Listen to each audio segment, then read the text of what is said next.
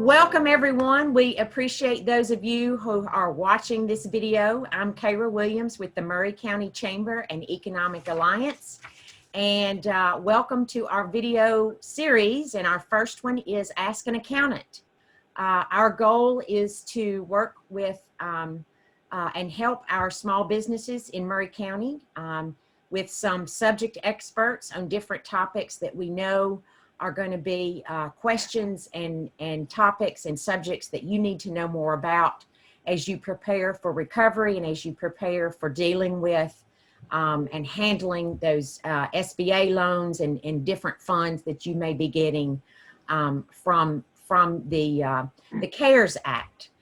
It is my pleasure to welcome Lana Russell with Kraft CPAs with us today, and she is a CPA and has been with Kraft Brothers since 1990, and she currently serves as the senior manager here at the Columbia office, and they're located right on Garden Street in the Regions Bank building on the second floor.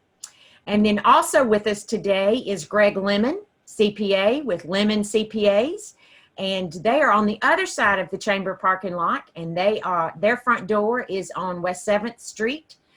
So right between Taps Off Main and Columbia Health Food Stores, you'll find the front entrance to Lemon CPAs. And Greg, I think you've been with Lemon CPAs since 2014 when you bought out York and Dillingham, which was a CPA firm here in Maury County for many years. So I know you're not originally from Maury County, and we are delighted to have you. I know that you have built a really good business, and we just appreciate, I appreciate both of you spending time with us this morning to help hopefully answer some questions for our small businesses. So if y'all are ready, we've got some really good questions that hopefully will answer some questions that our business owners and maybe some of our other sole proprietors may have about some of the CARES Act funding. And if y'all are ready, I'm going to start with Greg.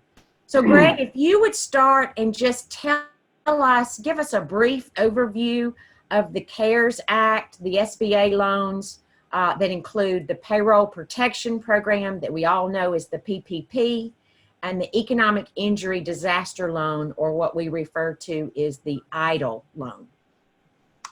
Well, thanks, Kara. I appreciate the opportunity to be here today with you and Lana. And I will be happy to give you my thoughts on just an overview of these different loan programs. If you're like me, when all this came out, it was just an inundation of information and with banks, attorneys, and CPAs, and individuals and business owners trying to understand all this stuff. So hopefully today with the chamber, we can sort of make some sense out of this for you and at least provide maybe a little framework around all these different topics that we hear about.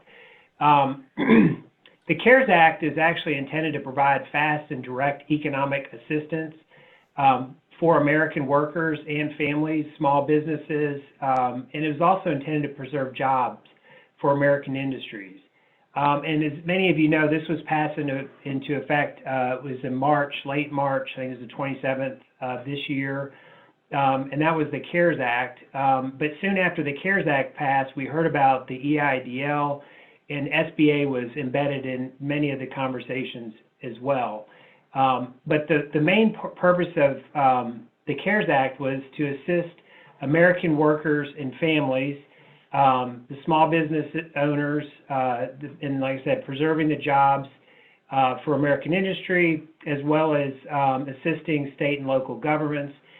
In our state of Tennessee, this extended to Davidson County, the city of Memphis, Nashville Metro government, and Shelby County in West Tennessee, where I grew up.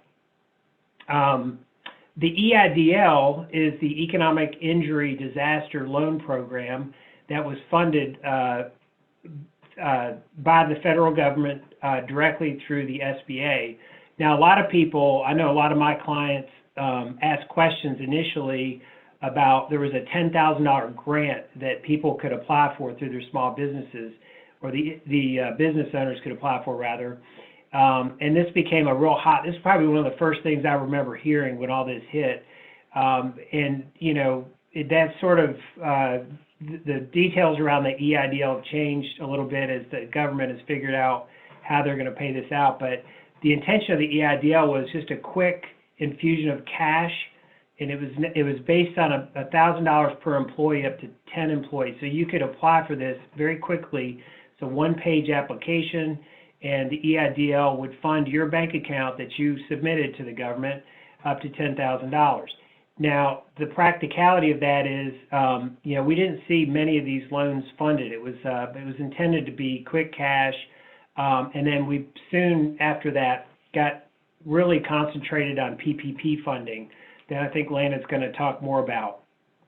But under the EIDL, there was this quick cash that came out, and then there was also other loan programs through the SBA, the 7A loan programs, different though than the traditional SBA 7A loan programs because there were changes adjusting for origination fees, cost the applicant less money to apply for them, extended amortization periods of these loans, and also offered fewer restrictions on how the money was to be used as it's compared to the PPP program. So through the EIDL, you could apply directly with the SBA. Loans amount up to $2 million, 3.75% fixed income interest rate for for-profit businesses up to 30 years. And then we have what's called the PPP loan, the Payroll Protection Program that we hear about in the news all the time. Very beneficial program. Its intention was to keep the people, individuals in their jobs, keep them working, keep employers paying people. We have an atrocious amount of unemployment right now. And luckily within this provision, the PPP, it does provide relief even for businesses like, the Square Market Cafe. I'll shout out to another chamber member, one of our clients, where they were forced to shut down because restaurants and entertainment businesses suffered great loss. So the PPP, different than the EIDL, is serviced through your local bank. You have loan amounts up to $10 million based on your average monthly payroll. Interest rate is 1% on amounts not forgiven up to 2 years. And forgiveness is based on the appropriations and the qualifications of the spending. I'll turn it back over to you, Kara. And I don't mean to get into too much detail about all these loan programs. And I would like to say, and I think Lana will echo my comments, really most of what we're going to talk about today is serviced and the responsibility of the banking community. As CPAs, we are trusted advisors, and we're involved in banking, and we help our clients with loans. But I will say for myself, I'm by no means an expert or the authority over these programs. All right. Well, you certainly probably know more than the average business owner, and hopefully this will answer some questions. So, Greg, the second question is for you as well. So, if you wouldn't mind just giving us a brief expand upon what you commented about the traditional SBA loan and how these may be somewhat different. Are they different in their percentage rates? Are they different in their paybacks, et cetera? So what are some of the major differences between a traditional SBA loan and the PPP and the EIDL loans? Yeah, I think that's a great question. Again, you're under the EIDL. The EIDL adopts the 7A loan program, different than a traditional SBA 7A loan, where you have real estate, for example, a loan for real estate. The longest amortization period is 25 years. Property, plant, and equipment loans that go from 5 to 15 years. I think it's 7 to 10 years. Under the economic disaster provisions, folks that need to borrow money for their business, albeit for maybe working capital, or it could be for equipment, it could be for anything that's related to the equinemic disaster, the cost of those loans is less. The origination fees most of those, I believe, are absorbed by the SBA, where traditionally SBA charges 3%. Again, I'm not 100% on this, but I know there's an adjustment of the cost to actually fund the loan. There is an adjustment of the amortization, making it easier for folks to repay those debts. So instead of a 5 or 10 year amortization, you might be able to go 20-year under the economic disaster portion. And the interest rates are fixed at 3.75%, which is for-profit enterprises, which is incredible because typically SBA bank loans, they're usually very competitive to commercial rates on the rate itself. So it's a very competitive rate, but typically it has some variability in the interest rate. Maybe it's prime plus, maybe it's, there's all different types of lending strategies. But in general, the loans are made to be more economical, not only through the origination, the cost of the loan, but also in the ability, providing a better runway for the individuals who are funding, who are the new debtors, having a greater length of term to repay the loan, making it easy on their cash flow. Yes, perfect. That was a great explanation. Okay, Lana, we're going to turn it over to you for our next question. Let's talk a little bit about the parts of the loans, whether it's the PPP or the EIDL loan. Can you tell me, there are parts of the loans that are forgiven.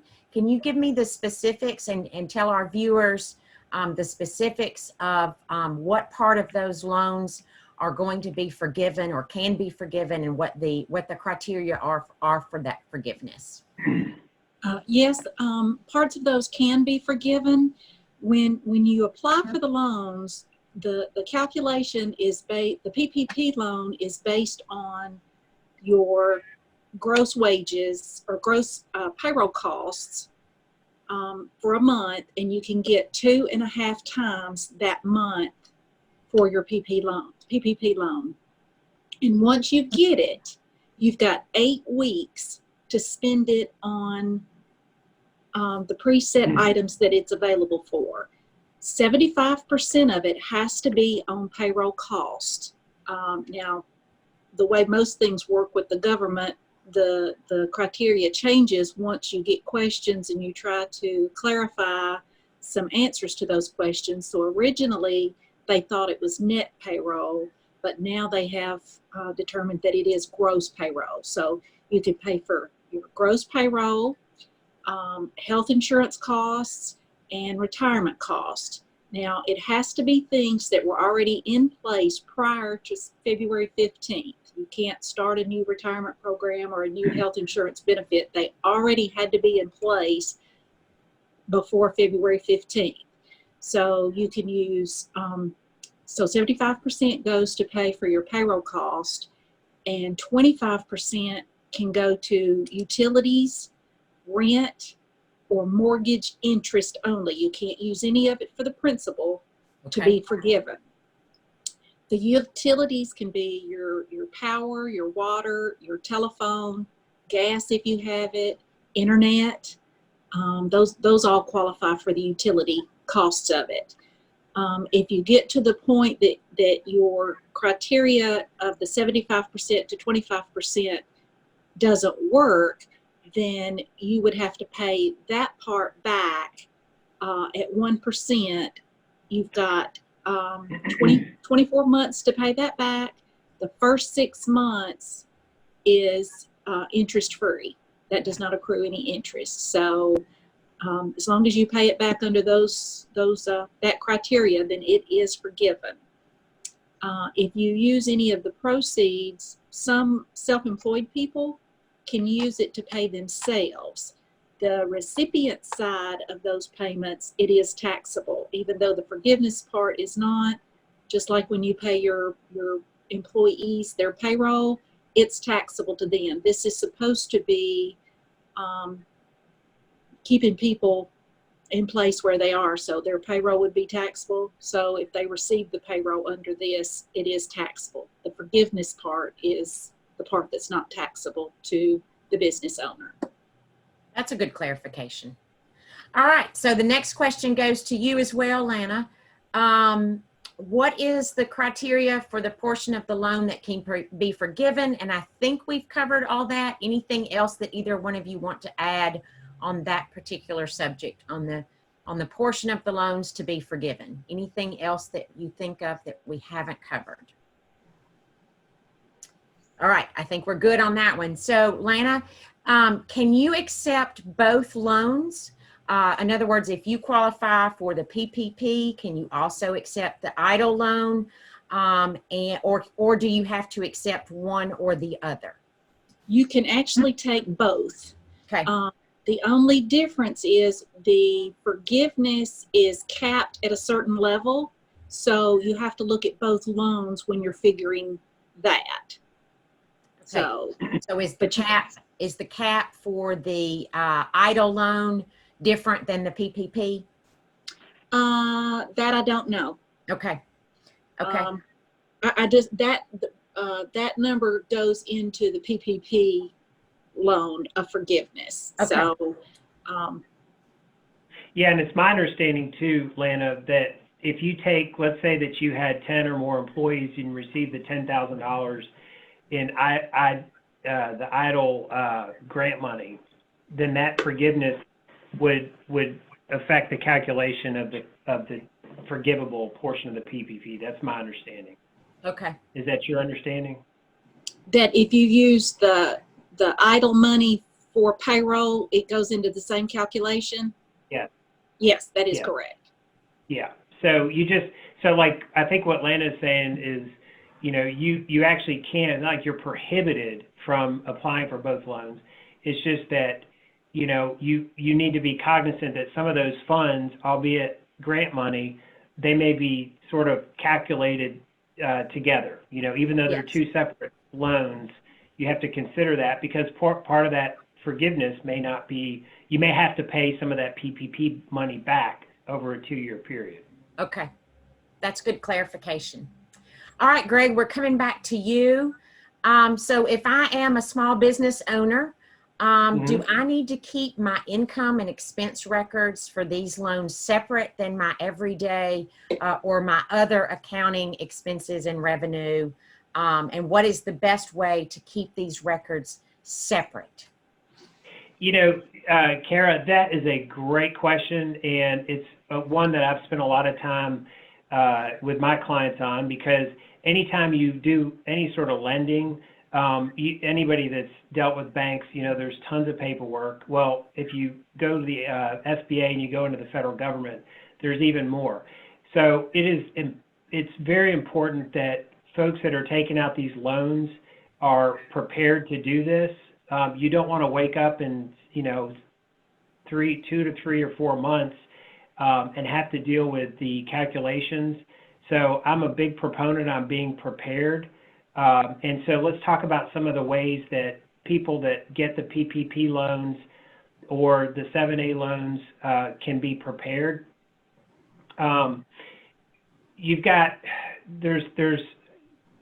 There's two different things I hear quite a bit. One is I need to get a separate checking account for the expenses that the PPP loan funds will be used for. Okay, that's one thing. The other thing I hear from a lot of folks is, hey, I'm going to adjust the chart of accounts in my accounting system to cover, to make sure I've got a separate accounting, for all these expenses. So what I would say,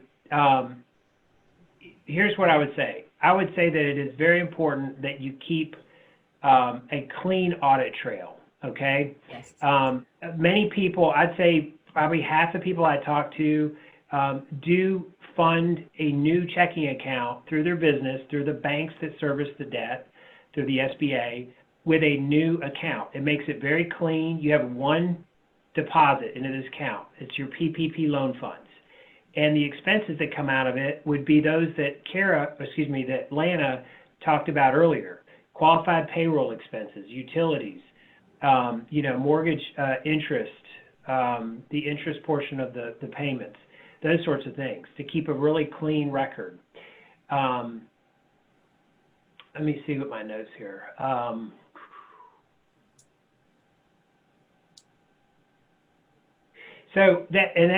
Just in summary, that's what my recommendation would be.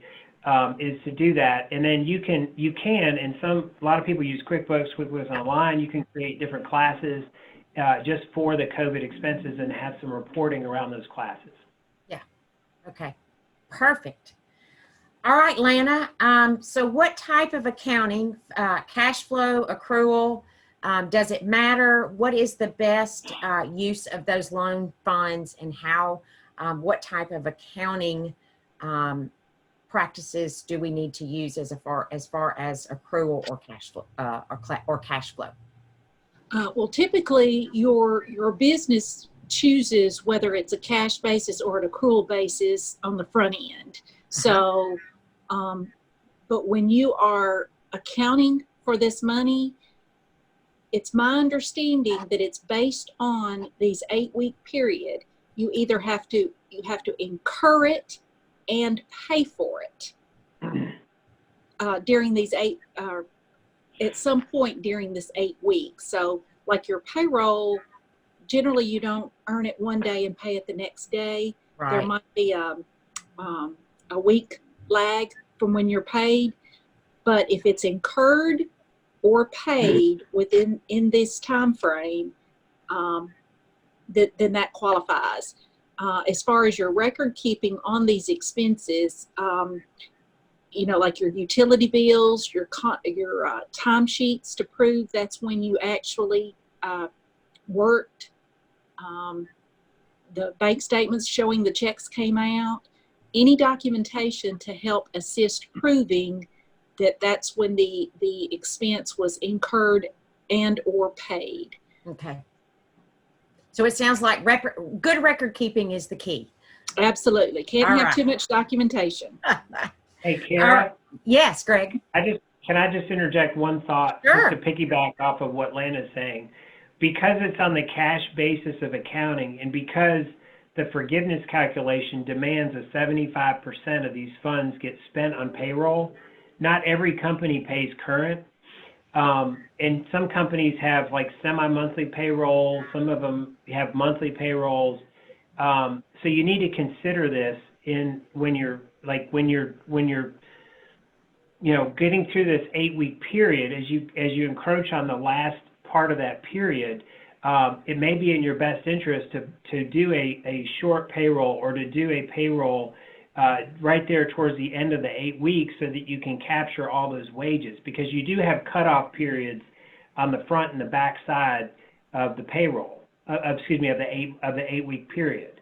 And that's one of the things that, you want to really stay on the front end of this, so that you understand where you are, so you don't get to the end of it and find out that you don't have enough payroll costs to warrant the forgiveness of the debt. Yeah, that's a really good point. All right, Lana, what are the tax implications to companies or individuals for accepting the EIDL or the PPP or any other type of micro grant funding that they may receive?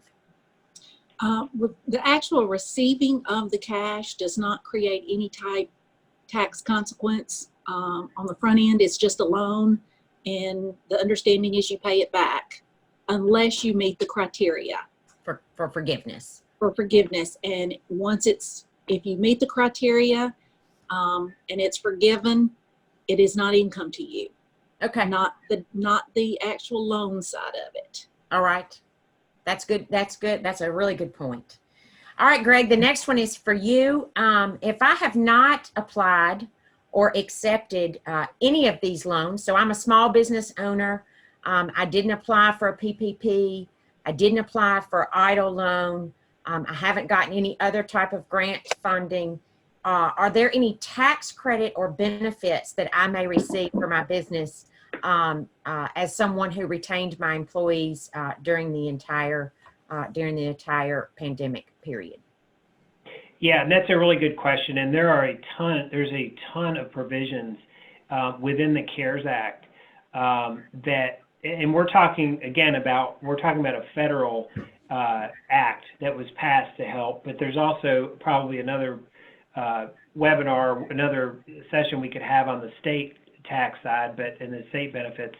But even if you don't feel like you've done anything, let's talk about some of the provisions that were passed that may help your business.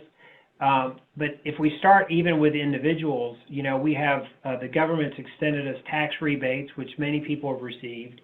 The extension to file your returns, business and personal, to the 7/15 mark, which is very helpful. Payments aren't due until the 15th. Now, refunds are paid timely. So if you do think you have a refund, get with your accountant, tax professional, get your tax returns filed, get those refunds going. The RMDs are not required this year, so those are for individuals. And then some changes in the charitable deductions for people that file with the standard deduction. Now, tax provisions for business, let's talk about some of these. Refundable employee retention credits. So the government really said, hey, a lot of people, we want to keep employees on the job. So, if you kept your employees on the job after March 12th, 2020, you could qualify for 50% of the qualified payroll, and in terms of credits, up to $10,000. So if you kept employees around and, and they made up to $10,000, or you paid them up to $10,000, you could receive credits for that. Just about every small business employer has payroll taxes. All of us probably have, if we're talking about a PPP loan, there's a good chance we have payroll employees to pay. There are deferral on deposits of certain payroll taxes and a portion of self-employment tax for 2020 that will help with cash flow. The way this works, you have an employer and an employee portion of FICA taxes at roughly 6.2%.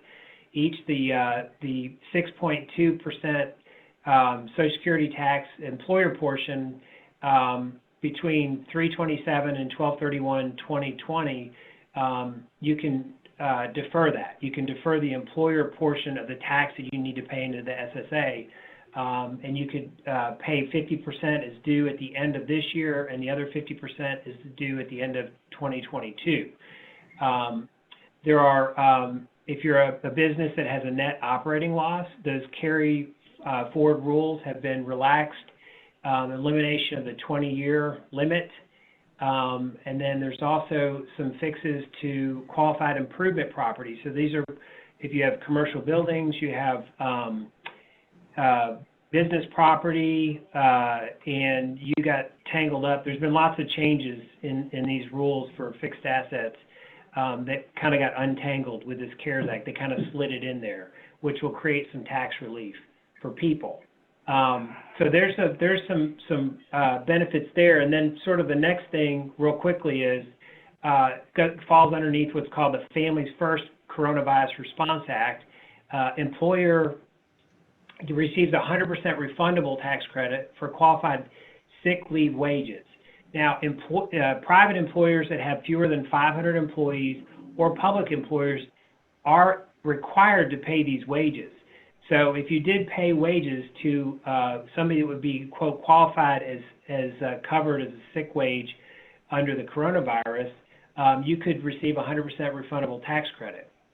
The two groups affected would be people you paid directly because they were your employee and they were sick, or if you paid your employer because either they cared for somebody in their household that was directly directly affected by the coronavirus, or if that individual had children and the child care provider was unavailable because of the effects of the coronavirus. So that's something to consider. And then there's, this also extends, the sick leave extends to self-employed individuals. So if you're watching today and you're self-employed, don't have employees, this could also help you as well. For self-employed individuals, it's two-thirds of the qualified sick leave amount up to 10 days, capped at $200 a day. And then employers get 100% refundable tax credit for qualified family leave wages as well. So lots of things out there to help employers really help focus on getting cash flow and also credits towards the end of the year. Perfect. Lana, I think I saw your wheels turning in your head. Anything you want to add to that? Oh no, I'm just I I know there's so much changing, and, Yeah. and next year all the tax changes for the tax return, and like Greg said, we had this huge change for 18, and then now they've kind of undone a lot of it. So we're having to go back and amend some tax returns to maybe get some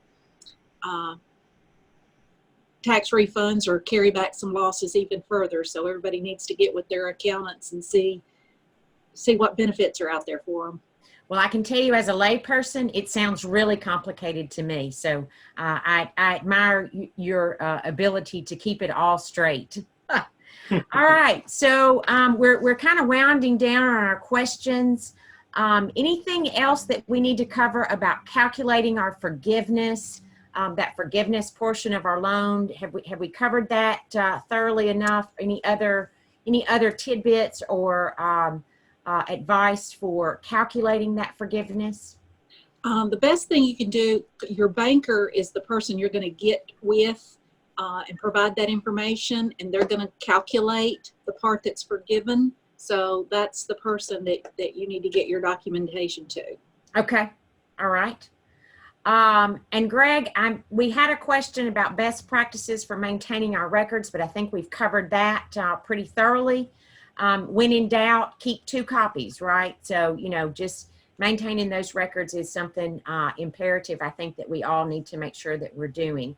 So, Greg, what are some good resources for me? If this particular recorded session didn't answer my question, maybe I have some other questions, or I need to read up on a particular topic in specifics. What are some good resources to help me maintain my records and to get more information?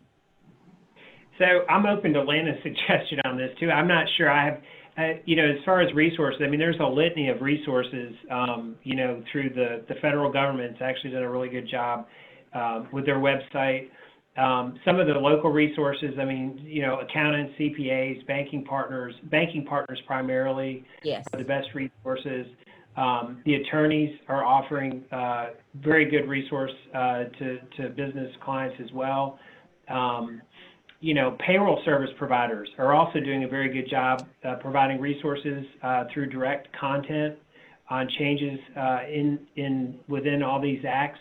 But also, I know I work with one of the large payroll providers that, and they have like a whole separate. They built reports right into the portal now, so you can run for example, your application for your PPP loan. They have a report that says, here's the number you need to give your banker. And then there's going to be reports that's going to tell you, here's what you're trending, here's how many your average employees, et cetera, the things that they're going to be looking for. So I think your payroll services provider, also your CPA firm, reaching out to them, or somebody in-house to be on the front end managing the forgiveness calculation to make sure you don't get to the end of the 8-week period and you're short on that 75%. Yeah. So when in doubt, ask for advice from an expert. Yeah. Yeah. Okay, well, that kind of concludes the major questions that I have. I want to give you both an opportunity, Lana, and we'll start with you, to give us any of your final thoughts or considerations that you might have for our small businesses here in Maury County that need maybe some expert advice. So any final thoughts or considerations from you? I would just say, make sure you verify everything with your professional, because these things change on a daily basis. We get clarification and additional guidance. So always follow up with your professional. Yep. So that's a really good point, because things are changing and sometimes more rapidly than we can keep up with. So yes, maintaining that good relationship with your professional. Greg, what about you? Any final thoughts or considerations for our viewers? Hey, I just want to say one thing. I sort of got into this business because of my passion for working with people and helping people. And I have especially a passion for small business owners. And this has been probably one of the hardest times of my professional career, seeing all the hardship in the communities that we serve. And I just want to say one thing, just to your viewers, whoever's watching this, just please hold on, just hang in there. There's so many. We've got to get back to work. you know, and you're here for a reason, and we need you to work. We miss you if you're not working right now. We're here to help. Kraft CPAs is here. There's lots of really good CPAs and accountants around. I've been spending a number of hours, you know, lots more hours than tax season, trying to help small business owners get through this, because we will get through it. You know, we will get it, and just hang in there. I guess that's my final words, is I just want to issue just kind of my words of just hope. We're going to get there. Yes, those are great final words and final thoughts, and I agree totally with you. And those of us that are in the Chamber of Commerce business, we feel the exact same way. We're here to be supportive and to be a resource, and we certainly are going to get through this together. So I have shared my screen. So these are the Maury County Chamber and Economic Alliance members that are all certified public accountants. Again, I want to thank Greg Lemon with Greg Lemon CPA and Lana Russell with Kraft CPAs for being with us on our call today. Very, very thankful for both of you. Your addresses and telephone numbers are there on the screen. We have 3 other accountants that are also members of the Chamber. Alan Thomason, CPA, he's on 4th Street. Brown and McGuire, CPAs, they are on 7th Street. And then James Hughes, CPA, is on Wedgewood Drive. So we have several wonderful accountants in our area, and we certainly appreciate all the hard work and dedication that they're doing right now during this time. And it looks like that the next year is not going to be probably a whole lot easier. And it looks like tax season is going to be extended this year. So, you know, you not only just get to work hard through April, now you can work hard through July. So again, I want to point out to our viewers that if you are looking for resources, answer to some questions, whether it's about loans, whether it's about SBA, whether it's about, you know, recovery and going back to work, please check out our Support Maury website, which is supportmaury.com. The Chamber office, we may not have our lobby open to visitors, but we are open. So please reach out to us if we can answer any questions. Our telephone number is 931-388-2155. We're here to help. We're here to support our business community, and we'll do anything that we can to help us all get through this together. And yes, in the words of Greg, just hang in there. It's all going to be okay. And we'll get it all sorted out, and we're going to get back to business soon.